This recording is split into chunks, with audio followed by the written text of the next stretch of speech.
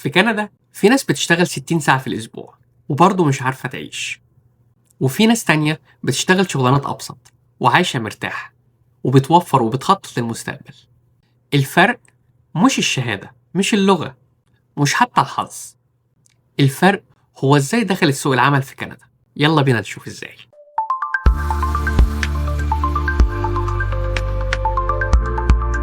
أغلب الناس قبل ما تيجي كندا بتفكر في سؤال واحد بس: هل في شغل؟ لكن السؤال الصح اللي محدش بيسأله أي شغل بكام وهيعيشك إزاي؟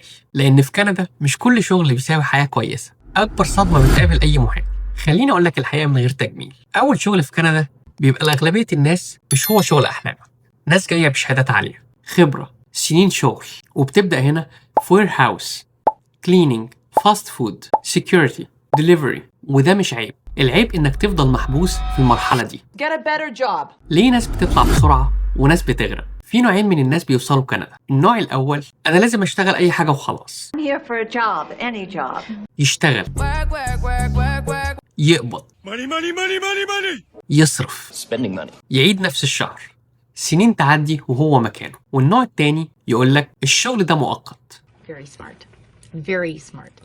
مش هويتي. يشتغل ويتعلم ويعمل كنديان ريزومي وياخد كورسز ويعمل نتوركينج، وبعد سنة بيلاقي شغل أنظف، دخل أعلى، نفسية أحسن. الاتنين تعبوا، بس واحد تعب بذكاء والتاني مش ياهو كده وخلاص. أخطر كذبة عن الشغل في كندا.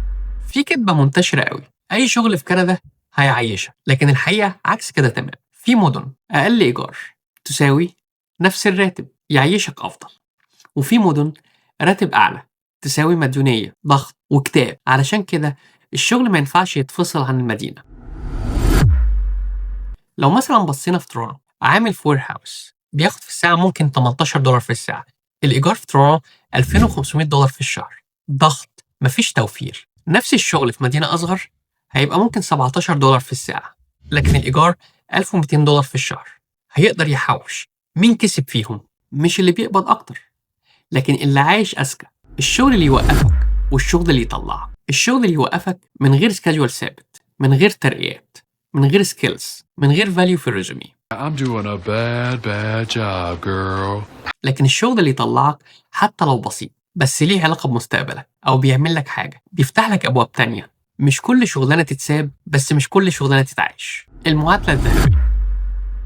أي شغل في كندا لازم يحقق 2 من ال3 دول: فلوس، خبرة، راحة نفسية. لو شغلك بيديك فلوس بس هتتعب، راحة بس هتفلس، I have no money. خبرة بس محتاج صبر. بس أول ما توازنهم هتحس إنك بدأت تعيش. 3 أخطاء مدمرة: تستنى الشغل المثالي وإنت مفلس، تشتغل وتنسى تطور نفسك، تقارن بدايتك بنهاية غيرك. بدايتك مش لازم تبان، بس لازم تكون صح. الخلاصة: كندا مش بلد أحلام، كندا بلد أنظمة. اللي يفهم النظام بيكسب في الآخر، واللي يدخل كندا بعواطف بس بيتصدم ويتبهدل ويقول لك كندا وحشة.